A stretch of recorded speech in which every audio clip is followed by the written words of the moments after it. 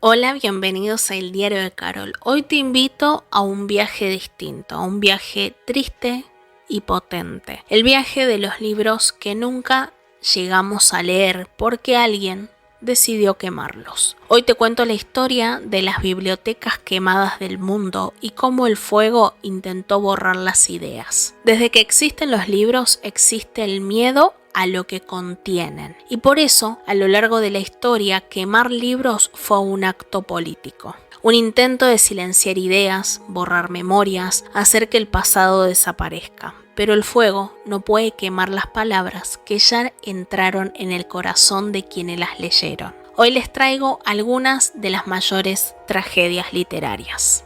Vamos a empezar por la Gran Biblioteca de Alejandría. Su historia es mitad mito y mitad realidad. Fue fundada en Egipto entre los siglos 3 y 2 a.C.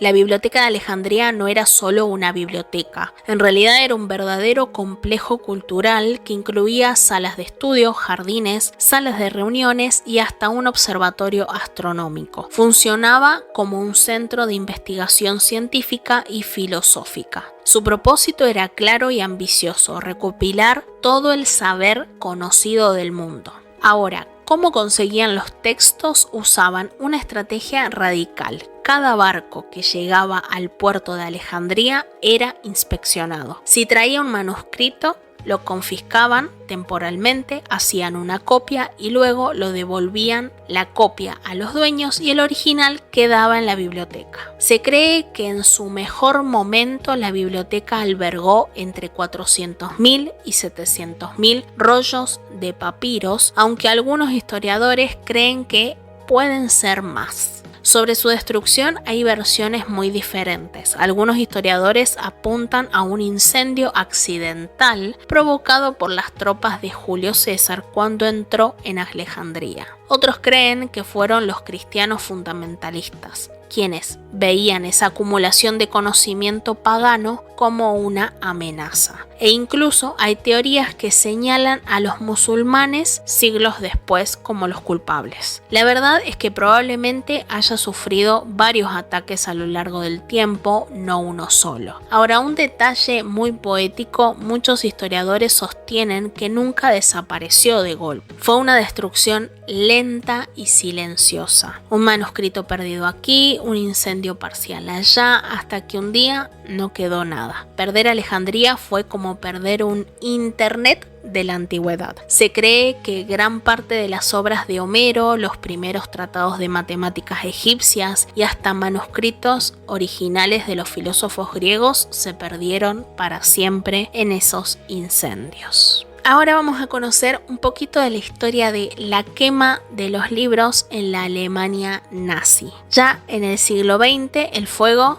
regresó. Las quemas de libros en la Alemania nazi no fueron un hecho aislado, sino una acción cuidadosamente planificada. El 10 de mayo de 1933, en varias ciudades alemanas, principalmente en Berlín, miembros de las juventudes hitlerianas y estudiantes universitarios organizaron quemas públicas de libros bajo el lema contra el espíritu no alemán. En Berlín, la quema fue masiva y simbólica. En la Plaza de la Ópera, unos 25.000 libros fueron arrojados al fuego. Participaron activamente estudiantes guiados por el régimen. El ministro de Propaganda, Joseph Goebbels, pronunció un discurso encendido frente a las llamas, celebrando la purificación del pensamiento alemán. Entre las obras prohibidas estaban las de Heinrich Heine, quien había escrito proféticamente un siglo antes: allí donde queman libros, acabarán quemando personas.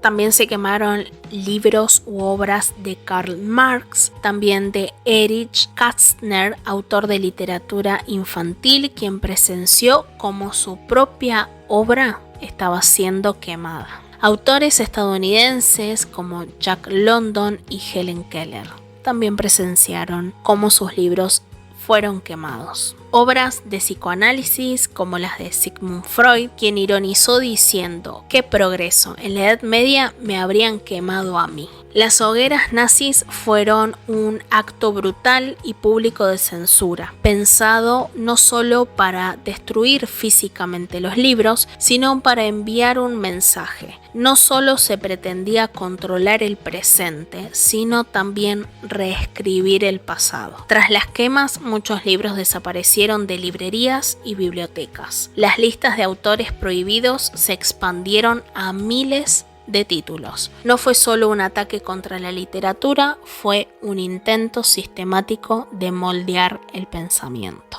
Ahora conozcamos un poquito más de la historia de la Biblioteca de Sarajevo. Durante la noche del 25 al 26 de agosto de 1992, en plena guerra de Bosnia, el edificio conocido como Vijećnica, que había sido originalmente el ayuntamiento de Sarajevo, estaba funcionando como biblioteca nacional y universidad. Esa noche, fuerzas serbobosnias lanzaron proyectiles incendiarios desde las colinas. El edificio, construido en 1894, ardió durante 3 días consecutivos. Se calcula que se perdieron más de 2 millones de libros, manuscritos y documentos históricos, entre ellos incunables libros impresos del año 1501, ejemplares únicos del Imperio Otomano y documentos medievales de la historia balcánica. Muchos de estos textos jamás podrán recuperarse ni reconstruirse. Los trabajadores de la biblioteca y voluntarios locales intentaron salvar lo que pudieron. Algunos formaron cadenas humanas sacando cajas entre las llamas. Se cuenta que uno de los bibliotecarios, Mustafa Hajik, se negó a abandonar el edificio y falleció entre los libros. El ataque no fue un error militar, fue un acto deliberado de limpieza cultural para destruir la identidad histórica de Bosnia. Los bombardeos a bibliotecas, archivos y museos durante el conflicto fueron sistemáticos. El edificio fue restaurado recién en el año 2014, después de 22 años. Hoy funciona nuevamente como biblioteca y como un símbolo de resistencia cultural. En su entrada se colocó una placa que dice: aquí fueron destruidas la memoria y el espíritu de un pueblo. Y si hablamos del poder de los libros son mucho más que páginas impresas. Son testigos del pensamiento humano, puentes entre generaciones y herramientas de revolución silenciosa.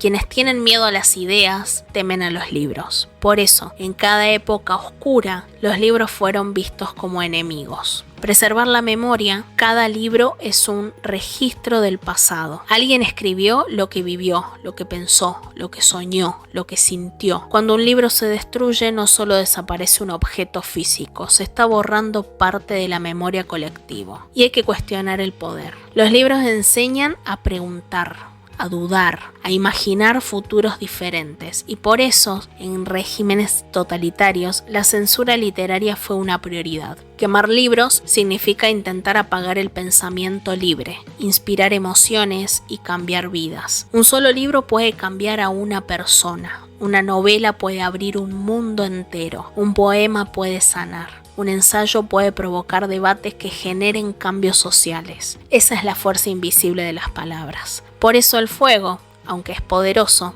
nunca será suficiente para borrar las historias. Cada vez que alguien lee un libro, esa historia vuelve a la vida. Como dijo el poeta Heinrich Heine, allí donde se queman libros, se terminan quemando personas. Y sin embargo, los libros sobrevivieron siempre.